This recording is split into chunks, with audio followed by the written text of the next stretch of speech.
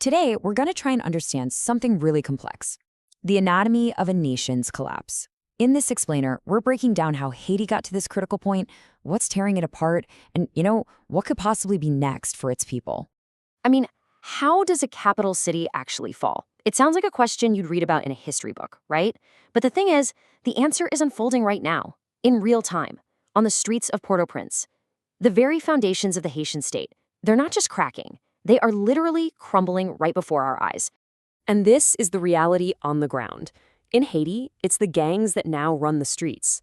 We're talking about organized, heavily armed groups that have launched a full-scale assault on whatever is left of the government's authority. They've gone from just controlling neighborhoods to challenging the very existence of the state itself. Okay, so what was the tipping point here? Let's unpack the current chaos by looking at the recent attacks that really just plunged the whole nation into the state it's in today. So, back in 2024, powerful gangs launched these coordinated attacks all across Port-au-Prince. And look, this wasn't just another random burst of violence. No, this was a calculated, unified offensive. In what was a pretty shocking strategic move, rival gangs that were literally killing each other, they set aside their feuds to unite against one single target: what was left of the Haitian state. And you can see just how strategic they were by looking at their targets. They weren't just trying to create chaos, they were systematically taking apart the state's ability to even function. They went for the main international airport, basically cutting Haiti off from the rest of the world. They hit government buildings and police stations to just cripple any kind of security response. And then, in this just an unbelievable show of force, they stormed the two biggest prisons, letting thousands of inmates back out onto the streets. And the result of all this? A staggering number. An estimated 80% of the capital, Port-au-Prince, is now under gang control. This isn't just chaos anymore. What we're seeing is the emergence of a kind of parallel state, one that's governed by violence and extortion. They control who moves, what goods get in, and even where humanitarian aid can go. And the timing of this whole offensive, well, it was no accident. The violence erupted while the acting Prime Minister, Ariel Henry, was out of the country, trying to get international support. The gangs launched their assault at that exact moment. It was a completely calculated power play. They exploited a huge leadership vacuum, and it left the government totally paralyzed, with no way to respond. But, an explosion like this, it doesn't just happen out of nowhere. To really understand how Haiti got here, you have to realize that the fuse for this was lit decades, even centuries ago. It's a long, long history of instability, foreign intervention, and bitter internal power struggles. Haiti's history is it's a story of incredible resilience, but also just immense tragedy. It all started with a world-changing slave revolt way back in 1804, which created the very first independent Black republic. But then you fast forward to our century, and you just see a series of absolutely devastating blows.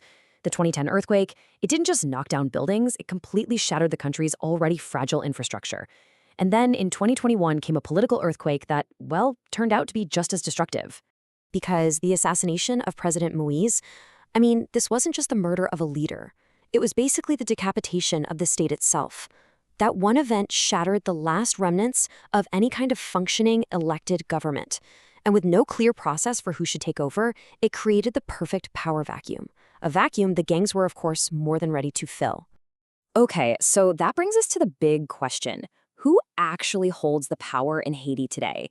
To get a grip on the chaos, we really need to look at all the key players who are fighting for control, both inside Haiti and on the international stage. And believe me, it is a very crowded and complex stage. First, you have what's left of the official Haitian government. It's really just a weakened interim body that's struggling to have any real authority. Then, of course, you have the armed gangs, who are basically the de facto rulers in most of the capital. And then, looking from the outside in, you've got the international community.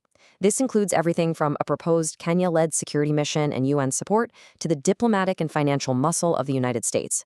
And trying to somehow mediate a political solution in the middle of all this is CARICOM, which is the regional group of Caribbean nations. It is a really tangled web of actors, and they're all pulling in different directions. So why does all this matter? Well, this isn't some distant political crisis you can just read about and forget. This collapse has devastating real-world consequences for millions of Haitians, and its effects are already starting to ripple out way beyond its borders.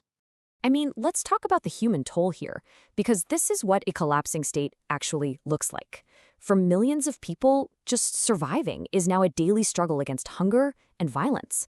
Hospitals are running out of even basic supplies. Schools, they've had to shut down. Entire neighborhoods have become ghost towns because people have just fled for their lives, becoming refugees in their own country. And like I said, this crisis is not going to stay contained within Haiti's borders. For countries like the United States and others in the region, there are two huge fears looming. First, a potential wave of mass migration as people, understandably, try to flee the violence. And second, the risk of Haiti becoming a permanent safe haven for transnational crime, which could seriously destabilize the entire Caribbean. So, what could happen next? Haiti is at a really crucial crossroads right now. The path forward is incredibly uncertain, but we can start to see a few key scenarios taking shape. Basically, there are about 4 possible futures on the table. Let's start with the best-case scenario. An international security force actually deploys and manages to restore some order. That could pave the way for a new transitional government and eventually elections. That's one path. Another, maybe more likely path, is if that intervention doesn't quite work, then you see the gangs just consolidate their power, becoming a permanent fixture of the political landscape.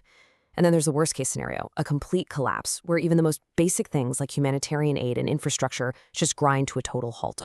And all of this really leaves us with the most fundamental and difficult question facing Haiti today. When the state fails, who is left to build a future? After decades of political failure, and now the crumbling of the state itself, the future of 11 million people really rests on who, or what, can somehow rise from these ashes and build something new.